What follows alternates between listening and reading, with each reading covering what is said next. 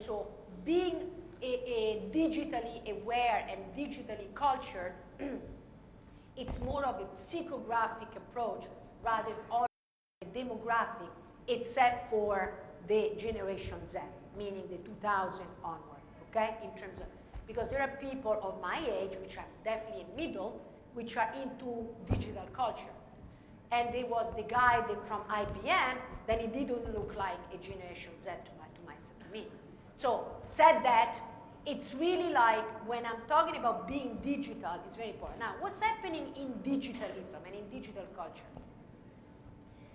Digital culture, up until now, was about, you know, efficiency, and even now we're talking about e-tailing, but now all of a sudden, you know, online, digital is becoming physical. And we are merging those two things because we need an online experience, but we also need the physical experience. People were saying that Kindle was going to replace books and newspapers. Well, it is true that newspapers are sold a little less, but it's also true that luxury books, they are becoming more expensive and more sophisticated because people will spend the money for a hardcover luxury coffee table book with great paper because it becomes an experience. What does it translate online? That the human touch is requested. Let me translate it for your online website and your social communication. Showing product, it's not enough. It's not cutting it. When you see accounts, Instagram accounts, where there is only products, it's boring. It's boring. It's not cutting it. People want to have an experience also online. How? By telling a story. And the story could be yours, your company, your family, how the jewelry are done, your heritage, your background. So, and especially if there is a little bit of, let's call it imperfection or intimate side, call it whatever you want to call it. But everything that becomes emotional is appealing to us. Do we need another pair of earrings? Not really. Or maybe yes. But let me see where. Okay, do I want, between an earring that costs 99 whatever, and an earring that costs 120 from a very cool profile where there is only $20 or $30 or whatever rupees difference, you would buy it from an account, from a whatever brand that you feel associated, because it's all about communities. We want to be part of a community. And what is a community? It's people that we believe that we have similar value. Because at the end of the day, we buy the value. And if we don't buy the value, we don't want to spend the money, and it has to be very cheap. But very cheap, because we don't want to spend the money. But if it's meaningful, we'll spend the money. We'll spend the extra bucks to get it. So in this world of the retro-futurists, where the human touch is needed, in terms of style, there are references from a recent past. And what is the recent past? The 60s and the 70s, where they were looking at a future that was supposed to come, the Blade Runner movies, or the great architecture from California, from that particular time, which was like about, you know, the future, and the La La Land, you know, the movie La La Land. Why it became so popular? Because they were like so brave in mixing the 50s with contemporary, the 50s and technology, the musical and the smartphone. That was incredible. So this element of romance, it's really what makes it popular. And meanwhile, in this world of, you know, technology, efficiency, ergonomic, multifunctional, it's very important. The watches, and before also was mentioned earlier, at the beginning of the day, we're talking about watches. What are the watches that are most popular? As a paradox, handmade watches or limited editions or certain watches are very important, they're still selling, or the iWatch. So there are two opposite things. One becomes a gadget that talks to you about your body. You really don't care about the timing, do you? You care about that maybe the email comes before your phone, that you can hear your music, and tells you how many steps you walked that day, or how fast you should run, or how many calories you kind of lost, but it's not really ever the truth. And or a watch that shows who you are in terms of taste, in terms of style, and how much maybe money you were able to spend. Last but not least, the men, this masculinity unmasked. We talk about this a lot in the jewelry industry worldwide, because men in modern era are comfortable in showing their, emotions, fragility. It's no longer about being the man. Also, because in the last, decades or so, even more, I would say, in certain parts of the world, women, they don't wait for men to give jewelry, but they buy their own jewelry. So, thank you when you buy us jewelry, but nowadays we also buy our own jewelry. They could be custom jewelry or fashion jewelry, or they can be, let's call it precious jewelry. But also men, at this point, they want to show their vanity. And doesn't threaten their manhood. It's nice to wear something. It's nice to wear, it could be a watch, a bracelet, a ring, or something. We were talking about how confident Indian men are by wearing gemstone rings. Europeans, they very rarely wear gemstones ring. Men, they don't. But they wear bracelet, and they wear pendants, and they wear cufflinks, and so on. So now this whole concept of wearing jewelry in different cultures is blending, and luckily we have collections, and there is a very big part of the market that is increasing.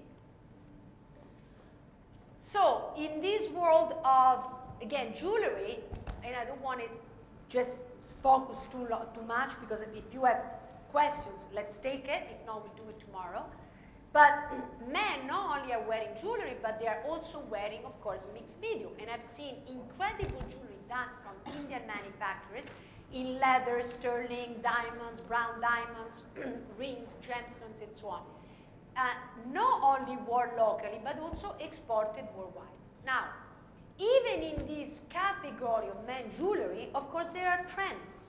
Either they are industrial-like looking jewelry, or they are more kind of rough, survivalist kind of, to show kind of your manhood, but also this thing of the collector style.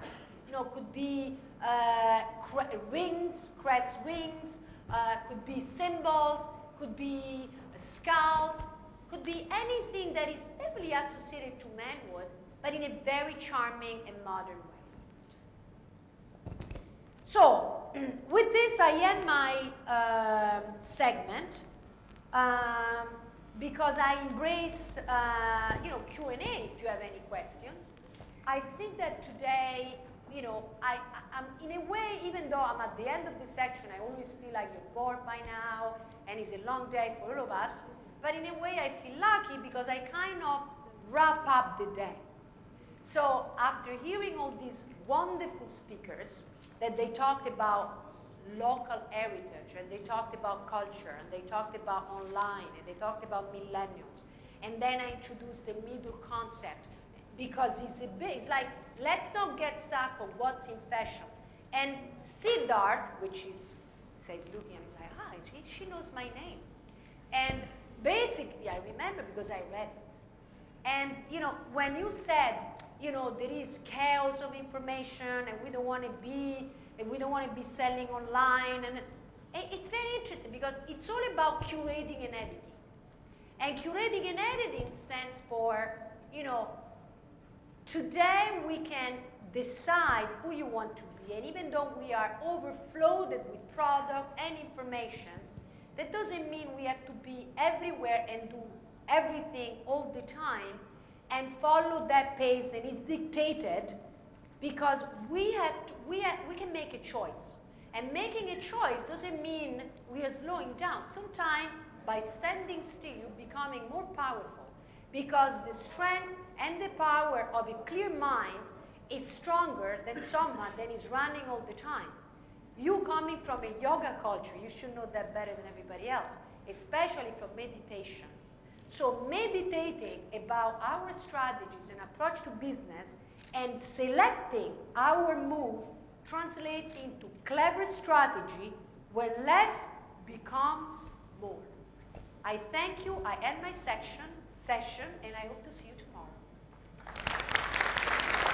Ladies and gentlemen, do put your hands together for Paola Di Luca for that wonderful presentation. And yes, Paola will have another session tomorrow where she will continue from where she left off. Ladies and gentlemen, you can see that become more interactive, and it's very important that you ask questions. Not to me necessarily, because it's not important that you ask me questions, but it's a mutual learning. It's not, people that are on stage are not better than you. They share their own experience in their own limited part of their, professional, let's say, segment. But it's very important that you ask questions, because by raising questions, if you have any, or you are curious about knowing more, you create stimuli, intellectual stimuli, for the speaker, but also to your colleagues, and it becomes a flow of energy. So let's make the energy flow, not from top down, but also in modern era, in the online world, stimuli come from the bottom up. It's no longer couture going down, but it's from the streets up. Remember that. You are the power, not us here, okay? thank you very much. All shy.